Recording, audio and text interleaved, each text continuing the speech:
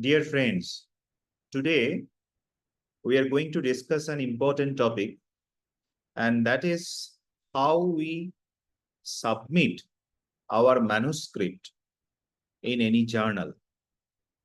So, today we can clearly say this is the era of publishing.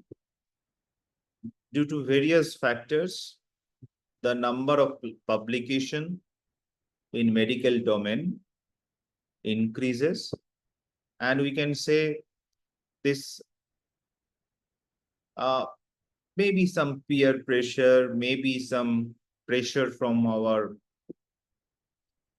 regulators like NMC. We have to publish. Sometimes publication becomes uh, compulsion. But when we uh, see research as a whole, we must appreciate the famous mantra from Yajurved, that is Asatoma Satgamaya, Tamasoma Jyotirgamaya, Mritturma Amritangamaya. So when we talk about Asadoma Satgamaya, that means when we are planning for our research, we are preparing the protocol, we are submitting that to the ethics committee, and with moral integrity and uh, with highest scientific validity, we conduct the research. That means we are doing something, or we can say we follow the principle of Asadoma Sadgamaya. Now, when the research completed, we get the result, and we done all those type of statistical analysis. We had completed the hypothesis testing. That means we get the knowledge, and the knowledge of light uh, remove the darkness. So we are following the principle Tamasoma Jyotirgamaya. But the final step, that is Mritturma Amritangamaya, that step only can be completed after doing all those hard work. We need to prepare the manuscript and finally submit that in a suitable journal, and that manuscript become amar when it will be accepted by that particular journal, and we can cherish that amaratha at that time. So the final step today, what we are going to discuss, mostly focused on that final step. After preparing the manuscript, we are now ready to become immortal, amar. So mritturma amritam gamaya. Let's see what is the journey, how we should proceed, how we should drive our car in the last lap. That is going to be discussed maybe next 20 minutes. I am requesting you, if you have any question, if you have any comment, you can make that in the chat box so that we can address that later. So to cover this topic, I think we need to ask ourselves these three questions. The first question is, how do I submit my manuscript? What questions will I be asked during submission? So that is the second part. And what will happen to my manuscript after submission? That is the third question. So how do I submit my manuscript?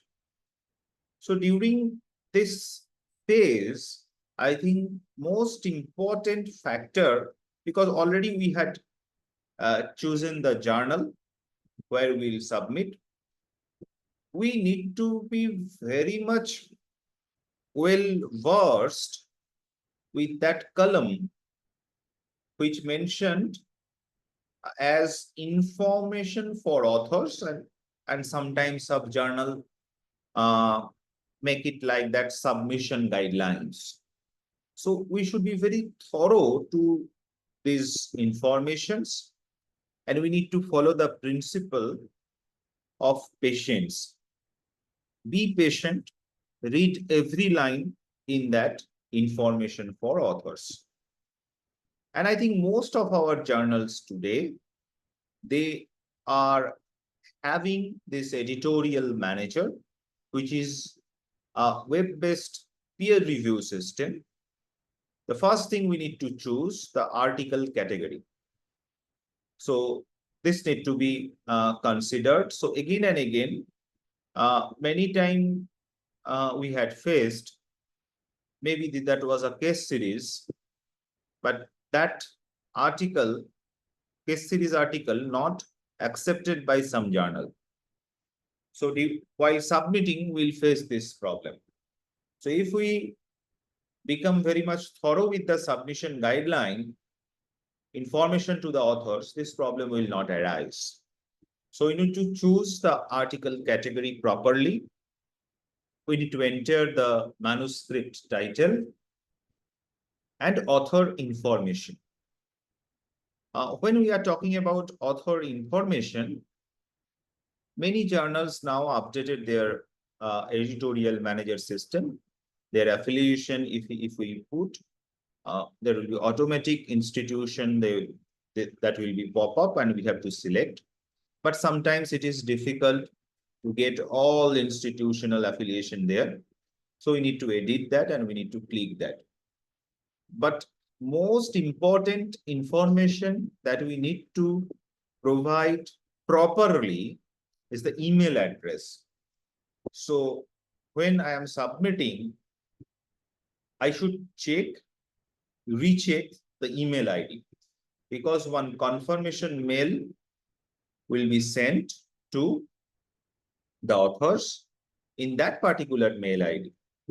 If it is wrong, so whole process will become clumsy.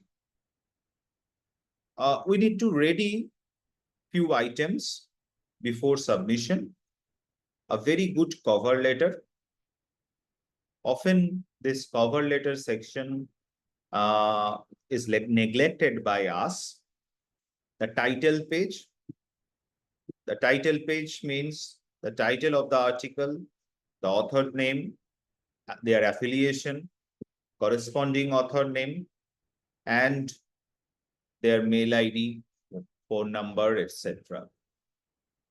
Very importantly, we need to write one line there, or it could be in the cover letter, depending on the journal's requirement, that corresponding author is taking the responsibility of primary communication with the journal team. The abstract, article, that means the complete article, the original article, and the references that should be properly prepared. Tables and figures, because some journals, they want these tables and figures to be submitted separately in separate Word file. So that need to be kept in our mind. And abstract, we need to provide in a specific designated area in that editorial manager system. And then there will be a PDF of our submission generated for our approval. So we need to click that. We need to check that PDF once again. And following submission, journal will communicate with us and our co-authors using the email addresses that we have provided. So again and again, we need to re-emphasize that email addresses should be properly given. So when we talk about cover letter, I think this is often a neglected area,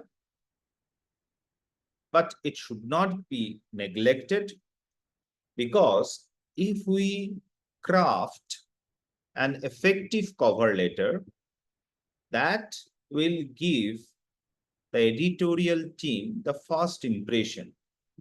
And often the first impression is the last impression. So we need to impress the editorial team with this cover letter. So it should be well structured one and persuasive cover letter that serves our manuscript's introduction to the journal editor. And this is an opportunity to make a compelling case for your work's inclusion in the journal. So we should address the editor, begin with polite salutations, addressing the editor by name in some cases, but better to start with dear sir. Include or madam, dear madam or dear sir, include the submission date and specify the journal you were applying to.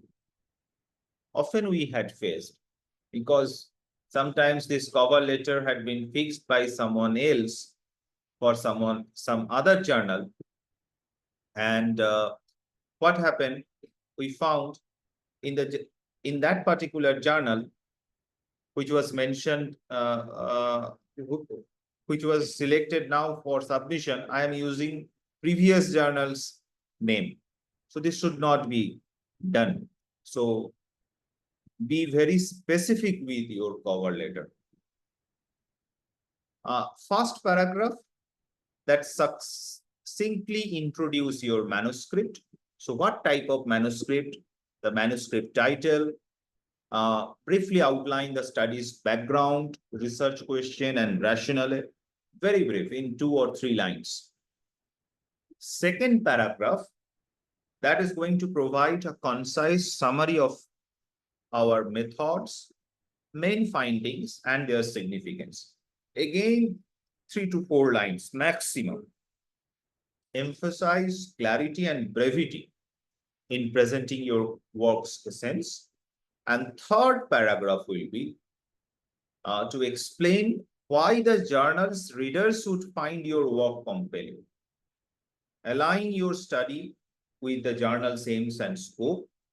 Highlight the broader implications if necessary, and emphasize the importance of our results in the context of ongoing disclosure.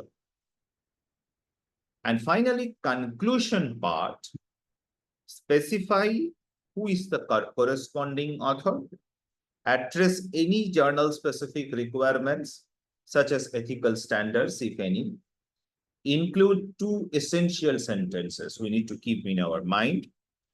First, affirm that manuscript has not been published in elsewhere. And number 2, confirm that manuscript is not under consideration by another journal. So these 2 things need to be very much well conversed in that part. Ensure all authors have approved the manuscript submission. Many times, that is why again we need to re-emphasize on that email ID, because the personal experience, when especially when some article has multiple authors, and as a corresponding author, often we faced the mail had been sent to other authors, but that authors had not approved from their mail, because they are not that much used to in email checking. So this is very important part, and we need to talk with all the co-authors regarding this submission process. Meticulously review your manuscript to ensure compliance with instruction of authors before final submission of that manuscript file. we need to be very much thorough. Confirm adherence to file format and quality standards. Some check for cross spellings, because many journals, they just reject due to some gross spelling mistakes that happen in the abstract itself. We need to be very thorough, and now we have many tools to check the spelling and to minimize those spelling errors or grammatical errors. And of course, highlight the significance of a well-crafted cover letter as your manuscript's first impression always. So be very specific and sensitive to with your cover letter. So few principles we need to follow while submission. Number one, duplicate submissions are not acceptable. Number two, another journal can only be approached after the review and rejection from the previous journal has been received. Maybe we had submitted to some journals and that journal not giving some response for 1.5 years, 2 years. We should not directly submit our manuscript in another journal. We should mail to the journal's editor, or rather we should, they are now in the web-based system, we can directly withdraw our journal, withdraw our manuscript from particular journal. So that needs to be done. To avoid charges of plagiarism, again, plagiarism need to be checked. And most important principle to minimize plagiarism, we need to cite every references. Especially if I am for an example, I am taking some points from one review paper, but I am giving references to that review paper.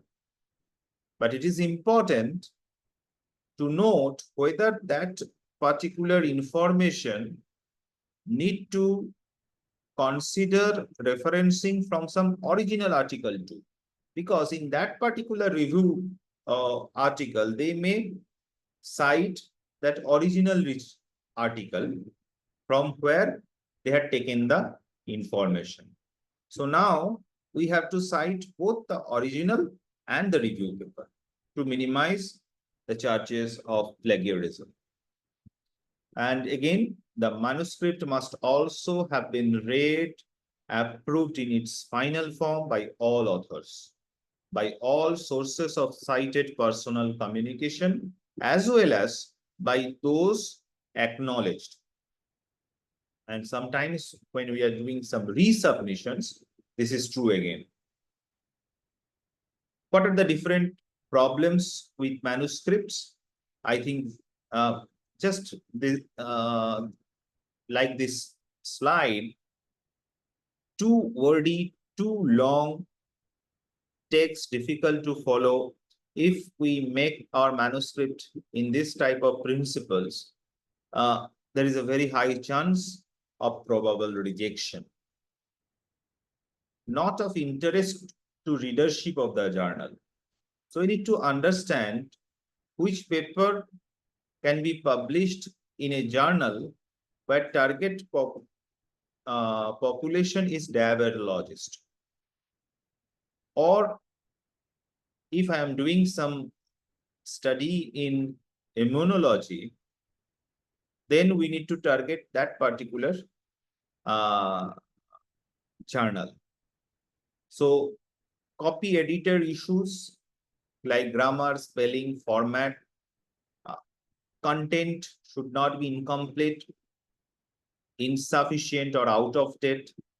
Referencing, for a common example, we should use references from very recently published journal. There could be some exception, but generally we should follow this rule. At least within 5 years, the references should not be more, the age should not be more than 5 years. study limitations, whether it is stated properly or not, and we should not use any conclusion which does not fit the data.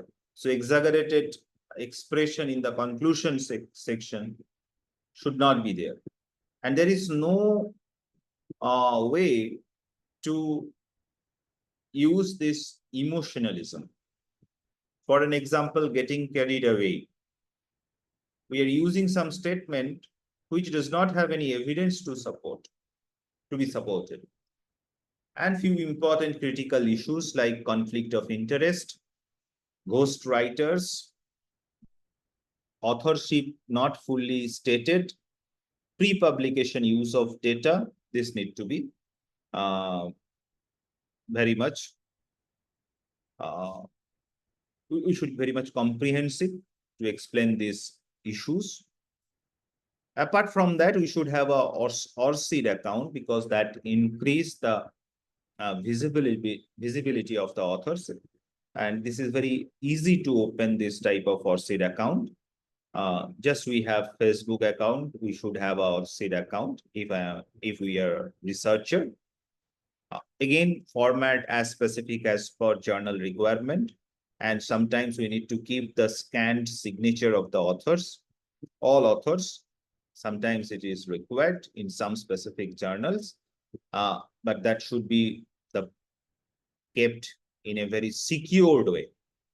But most importantly, we need to be prepared ourselves for criticism, and don't be frustrated if the reviewers, they are making some phrase very direct. So next part, what questions will I be asked during submission? There are certain issues like authorship, prior publication, ethics committee approval, trial registration, and conflict of interest. In India, Clinical Trial Registry of India, CTRI, that registration is mandatory for all clinical trials, and that number should be given properly. The ethics committee approval letter, that number of that particular letter need to be provided accordingly. And if any conflict of interest with that particular article, we need to declare it. So as we know, the authorship criteria, there are specific guidelines by International Committee of Medical Journal Editors, that is ICMZE. They have some specific requirements regarding the duties and responsibilities of authorship. Number one, substantial contributions to the conception, design, or the acquisition, analysis, or interpretation of the data for the work. Next, drafting the work or revising it critically for important intellectual content. And final approval of the version to be published. Agreement to be accountable for all aspects of the work in ensuring that questions related to the accuracy or integrity of any part of the work are appropriately investigated and resolved. So this agreement also should be there. So there are provision of non-author contributors. So we need to acknowledge them, but that acknowledgement should be provided after taking permission from them. That is very important. So when we talk about corresponding author, because he is primarily responsible to communicate with the journal house. So they are having the primary responsibility for communication with the journal during the manuscript submission, peer review, and publication process. They have to play a very critical role.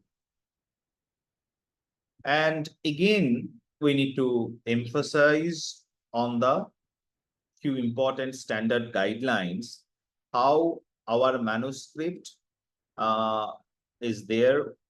They're comply with those standard guidelines, because if I am submitting a manuscript that is an RCT, So we should follow the consort guideline. If it is observational study, then we should follow the stroke guideline. If it is systematic review meta-analysis, we need to follow the PRISMA guideline. And for diagnostic accuracy study, we need to follow the START guideline. So again, when we are preparing the manuscript for final submission, we should be very thorough with these guidelines.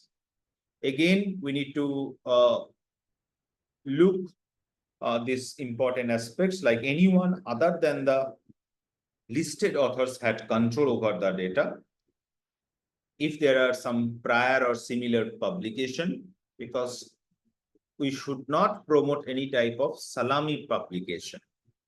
And when we have IEC or IRB approval letter, that number and CTRI number, clinical trial pre-registration number, that need to be provided properly. So title page explains any professional writer assistants or any other individuals paid to provide manuscript support. So that also need to be provided in the title page. Now, this is a critical issue, conflict of interest. So what is conflict of interest? When we have some divergence between an individual's private interest, that is the competing interest, and their responsibilities to scientific and publishing activities. It could be some financial ties, academic commitment, personal relationship, political or religious beliefs, institutional affiliations. So we need to declare that. Declaration should be there. Explicitly state funding sources and whether the organization that funded the research participated in the collection and analysis of data and interpretation of reporting of results. So verify on behalf of all authors the presence or absence of any financial relationship in the past 36 months with entities in the biomedical arena that could be perceived to influence or that give the appearance of potentially influencing what you wrote in the submitted work. So this 36 months may be varied from journal to journal, so that we will get from the author's information section.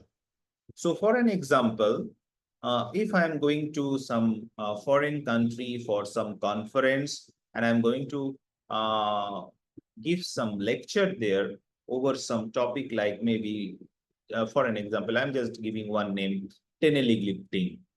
And now I'm writing one paper within 24 months on teneligliptin, and I'm going to submit in some journal. So there we should declare this conflict of interest. So apart from that, if I am taking any type of support, any type of funding, so we need to declare that. Specifically, we will be asked whether any authors or their institutions have received grants, consulting fees, or honoraria, support from meeting travel, fees for participation in review activities such as data monitoring boards, or even the statistical analysis, payment for writing or reviewing some manuscript, and or provision of writing assistance, medicines, equipment, or administrative support. All positive responses should also be noted in the title page of the manuscript. So this is very critical. We need to take it very serious. Now coming to copyright, there are certain important steps while submitting, while doing the final submission. We need to transfer the copyright to the journal. And when we talk about journal, it is sometimes the responsibility of the journals under which society the journal is being published. So that society take that copyright, and sometimes the copyright goes to the publishing house. So that depends, or that we can say varies from journal to journal. So transfer of a publication license and sometimes Creative Commons license. So we'll be asked on behalf of all authors to transfer all copyright ownership to the professional body behind the journal. Authors reserve all proprietary rights other than copyright, including the patent rights related to the subject matter of the article, and the right for personal use in the lectures, lecture notes, and exhibits. For all other uses, author must seek written permission from parent body or along with the publisher. All submitted material that has been published elsewhere is accompanied by the written consent of the author and publisher. So this copyright we will have, as an author, will have the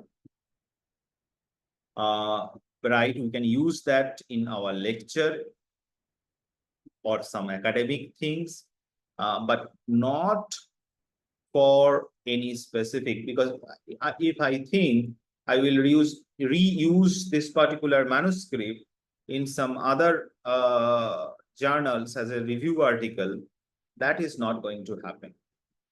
So this or some image I had prepared in first journal and I will use that particular image in the second journal, that is not right.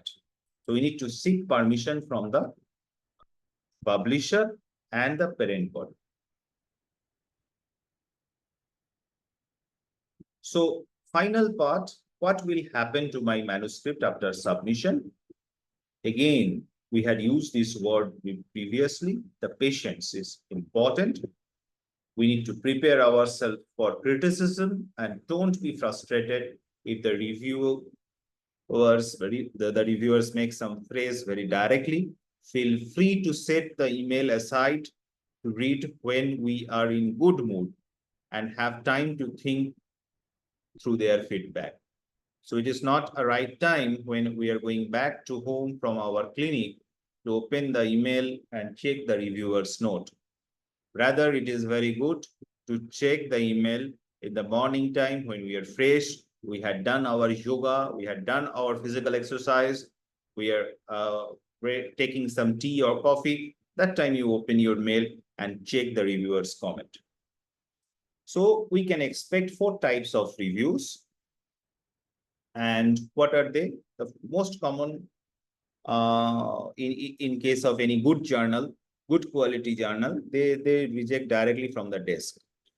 So an editor may simply say an article is not suitable for their journal.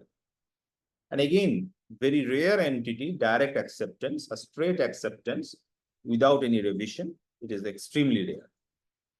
Rejection that could come on after peer review and when the reviewers deemed it not suitable for publication.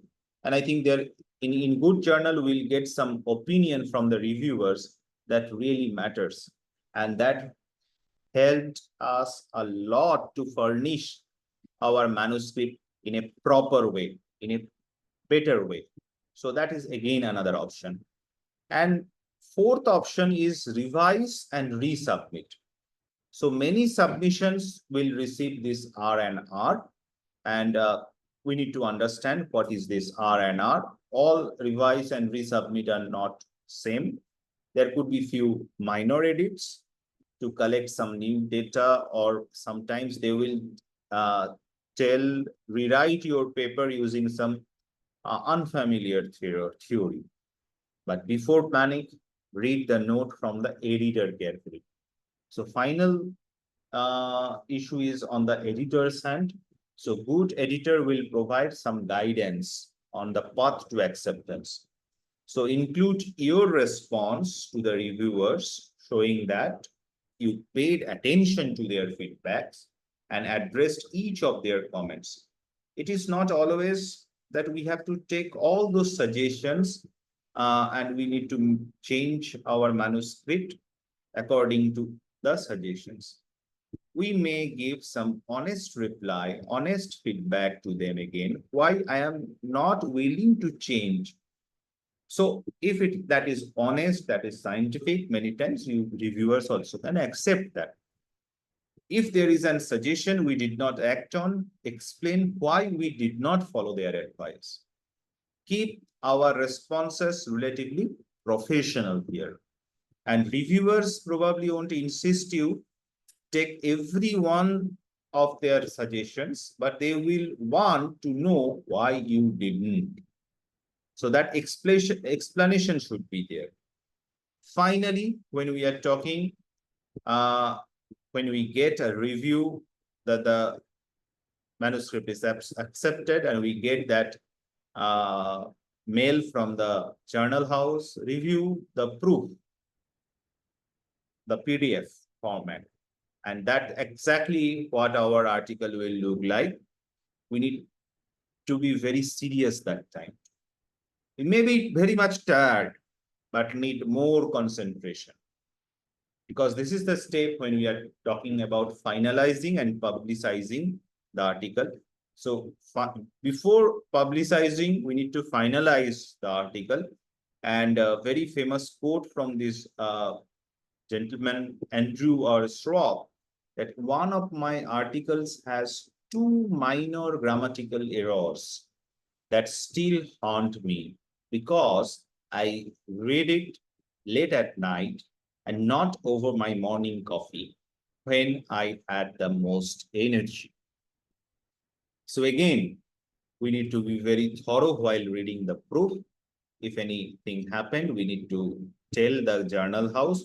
But the positive thing with these technological advances, nowadays, we do not get that much of grammatical mistakes or spelling mistakes.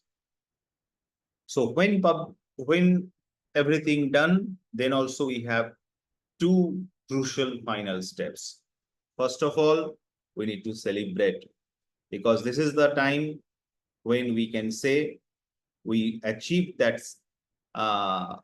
final path of that Jajurved mantra, Mritturma Amritam Gamaya. So we need to celebrate because we have crossed the milestone. And once a pre-pressed version comes out online, this is the digital copy that is identical to the published version in print. So take if your journal does not have any uh, permission related issues, most time they do not oppose that. We can publicize that in social media, scientific media, and we can upload in our website. So finally, we reach the third step, that is the Mritturma Amritam Gamaya. So thank you very much. So if you have any question, any comments, any critical feedback, I welcome you all to please put that in the chat box. We can address that.